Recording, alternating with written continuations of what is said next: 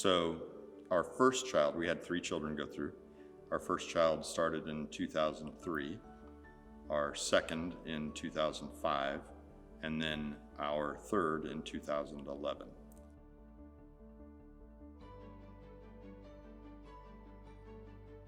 Brendan had Miss Jane and Miss Leah. And his favorite thing to do here, he'd head straight for that sandbox.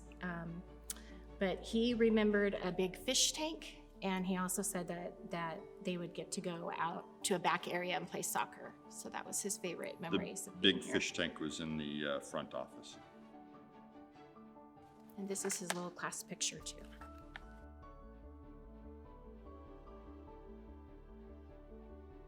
And then Katie was in 2005, she started. This is Miss Leah and this is Miss Patricia. And then, so our third child to go through, we had a little bit of a gap, was Beth. And Beth had Miss Leah as a teacher as well. I would say my favorite thing about her is she always liked to sing very, very loud. And so the teachers told me that they were saving their money to go to Broadway to see her. And she still sings to this day. So I love that. My favorite memory about Katie being here was when I would come to drop her off and she would be very apprehensive, and what I would do is wait until there was an opening on the swing set, and then I'd say, okay, let's go out and meet your class, because they were always out there. And then it got to the point where she would ask me if there was a swing. And so we would go straight to the swing, and I would start pushing her on the swing. And one of my favorite memories was when she didn't want me to leave until Kyle Grotto came over. And he is one of my friend's kids, cute kid. And he came over and he wanted to push Katie.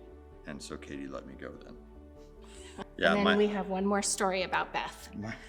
My favorite story about Beth being here is, you know, when you're trying to get young kids to sing in a program, this was for the graduation. Oh, it was graduation.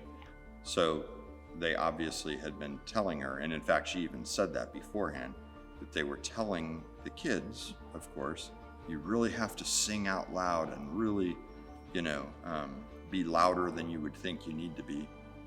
Well, all of the other kids were normal, and they got up there, and you could barely even see their mouths moving, and they were completely quiet. And Beth was belting out the songs. Well, to the point, everyone was snapping photos of her and laughing, and all our friends were around us and stuff, and they were laughing. And then I knew that everybody was looking at what a ham she was, because she was on the top riser, and at one point she started to fall backward, and so she does this, and the entire crowd went silent except for a big gasp, a big right, all at once. The entire crowd. And then afterwards we went to Baskin Robbins for her graduation treat, and a family comes in, and they had 3 or 4 kids with them, and the entire family goes, "That's the girl." They had just been here too. It was great.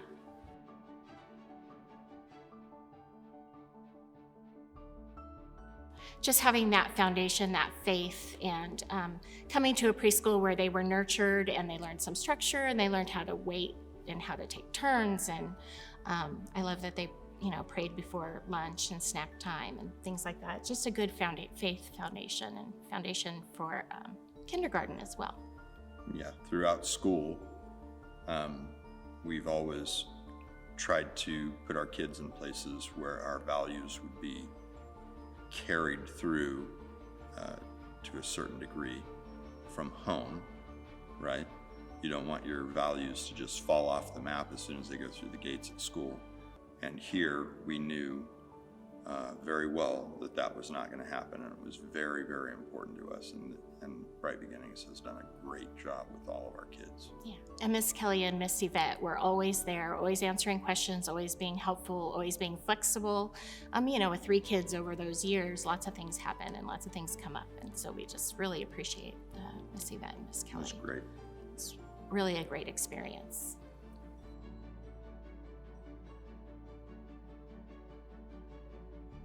She has a very good eye for preschool programs. She has worked in preschool programs since she was 30 19 years old. 30 plus years, yeah. And so she worked at Fresno Unified. She worked in a daycare in Davis for a short time, and has spent 25 years in Clovis Unified now. And so, again, we were looking for a place that kept our values while they were in school, but also provided a good structured education, right? And she came and observed, and so they're probably like, okay, does this woman work here now? And she only said, a couple visits. She said, this is the place. Yeah. And,